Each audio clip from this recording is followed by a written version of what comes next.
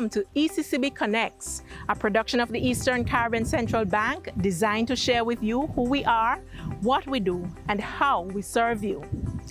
You've heard it before, grow what you eat and eat what you grow. Our guest says it another way, from the farm straight to the table. In this episode, we continue our conversation with veteran farmer Daniel Arthurton. Stay with us. We'll be right back. Have you seen the Grenada 50? The Eastern Caribbean Central Bank, in collaboration with the government of Grenada, issued the Grenada $50 note in July 2024 to commemorate Grenada's 50th anniversary of independence. The Grenada 50 is printed on polymer. It is the same size and includes similar security features as the current EC banknotes in circulation. This limited edition $50 banknote was issued exclusively in Grenada, but it can be used in any of the ECCB member countries. The Grenada $50 note is legal tender.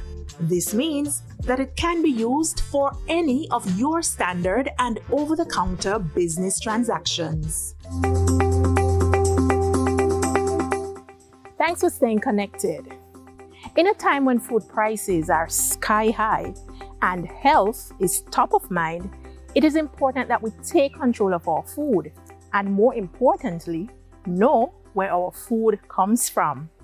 According to our guest, veteran farmer Daniel Arthurton, it is best when we can take our food from the farm directly to the table. Danny, thank you so much for having us again on your farm. It's my pleasure to be here. Like I said, it's always good to be among friends. Great. Now, tell us about this concept of farm to table, what it means, apart from just growing your own food.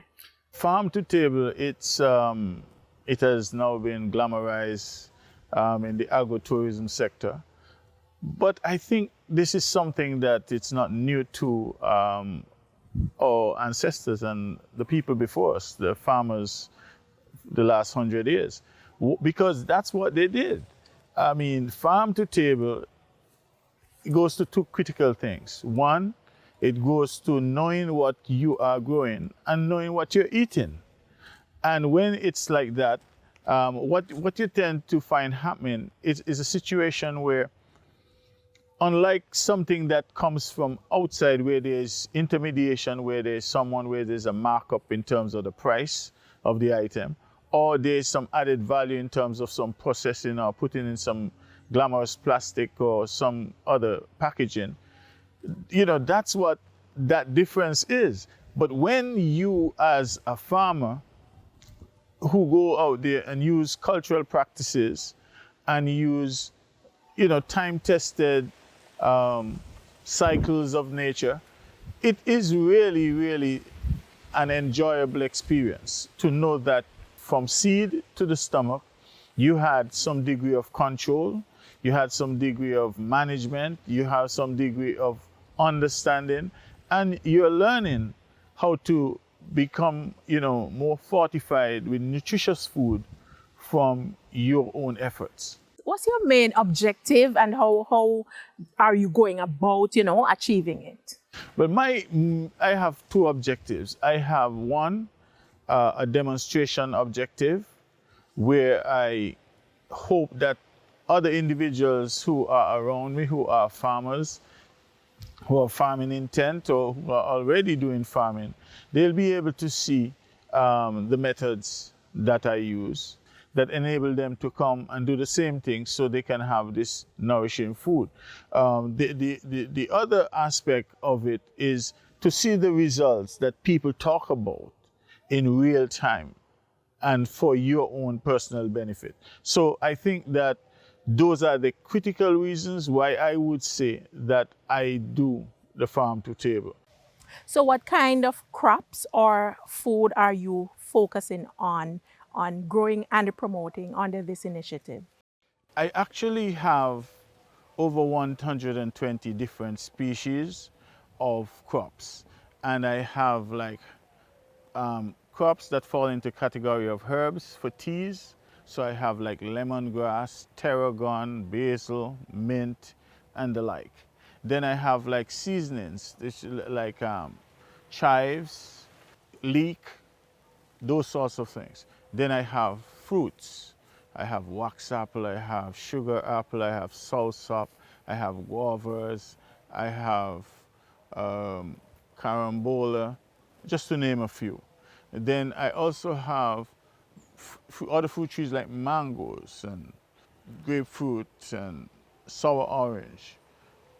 But I also have field fruits such as banana, plantain, and then I have root crops like cassava, and tanya.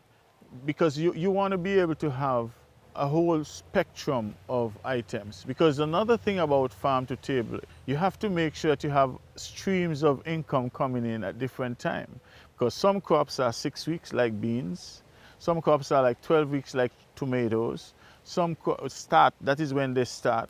And so when you have those sorts of things, you want to make sure that you can, when one stops bringing you income and you transition into the next crop of that particular species, that you can have a fairly good job of having that continuity, because you get the cash flow if you are doing it for sale, or you have the regularity of that in the meal if you're taking it to a place where they want to serve this product consistently. Who exactly are you targeting? Like, for example, agricultural students in school. Do you think that this initiative would be a good one to, take to that audience? In this particular farm to table model, I am trying to have a sustainable farm model where I produce a lot of from the solar energy, a lot of the electricity that I use, and that I do a lot of water harvesting so as to be able to get that rainwater, which is soft water and which does not have in all the minerals and chlorine and fluorides that you have in the water that come for the government system. So the person I'm targeting that anyone who wants to look at any one aspect of my operation, and let's say if they want to go into orchard crops, take what I have to offer in my demonstration effect from the orchards.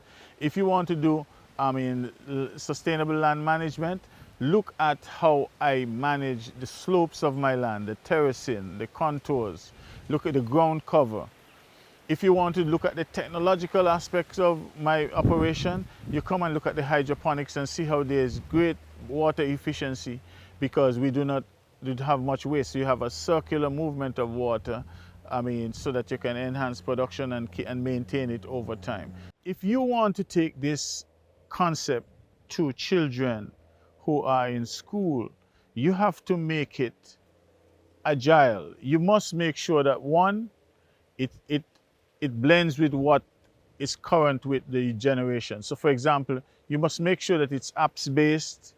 You must make sure that people are using coding, and they can use the freedoms that they have to make life, to maintain and operate the operation, separately. Like I said, if you're doing orchard, if you're doing hydroponics, which is a circular flow, then you can put up tensiometers, you can put up meters, you can put up, charts, so that you can watch changes in growth, changes in productivity. But it has to be very attractive to students. And when it's attractive to students, it means that they find it fun. They look forward to coming out, to setting up themselves at one place, so as to be able to hold a territory to say, well, this is where I put in my greatest contribution. And I have seen the result, because I've seen the tree, I have seen the vegetation, I have seen the crop, manifest over the period of time, whether it is an SBA or whether it is just a learning operation. You can actually see results in the specified period of time that is satisfactory to you and encourage you to go to the next step. Great. This farm to table initiative, Danny, do you see this as a way to address food security and even some health concerns in the long term?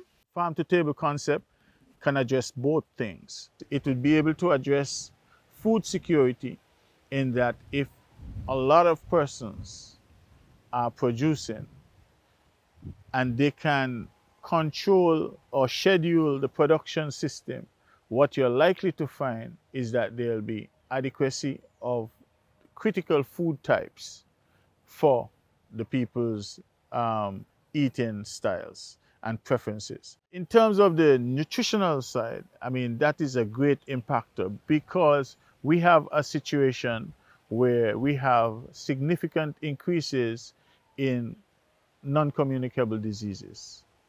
And if we are to practice the farm to table and get our people in eating more tropical fruits, then we would be able to manage the input into the diet or the consumption, I would say, of the people from a very early age. And that's why I think that it's worth every bit of my time. Every day I wake up, I redouble my efforts to make sure that I can be one of those people in the vanguard to ensure this food security, this nutrition enhancement, this farm to table approach is really practiced and become a part of our doings one farm at a time.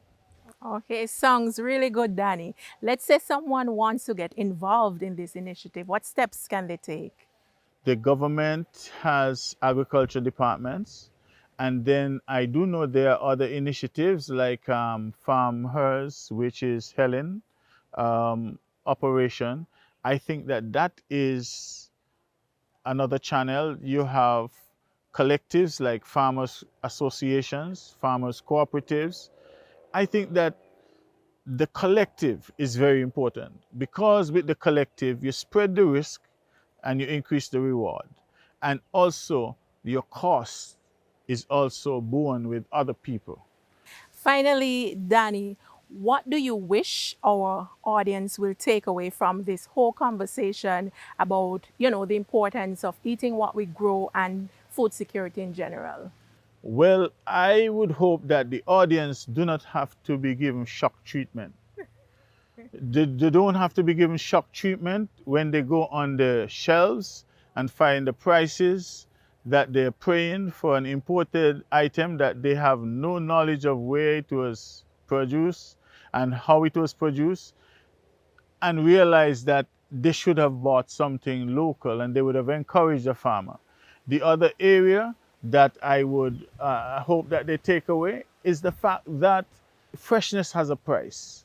It's best if it's local, it's best if it's fresh, it's best if I know what I put into it. I just hope that they understand that if you start understanding the principle that if every man his step would sweep, the city would be clean.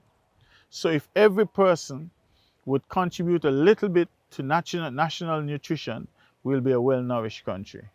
Sounds really good, Danny. Thank you so much for having us on your farm. It's been a pleasure. I greatly appreciate this opportunity for at least my colleagues from the institution where I last worked, who were able to come and, encourage me to encourage other people. So I think that, I was really happy to have you, and I'm going to make sure that what they do not see, that you would know why it was a very pleasant experience being here on this farm. We are the students of Tokakla Primary School, and you are watching ECCB Connects. We've come to the end of this week's episode of ECCB Connects. Thank you for watching. We hope that you're leaving with more than just inspiration. Maybe the urge to plant your very own herb garden as a contribution to food security. And do remember to always support our local farmers. We'll be back next week with another program. Until then, stay inspired and stay connected.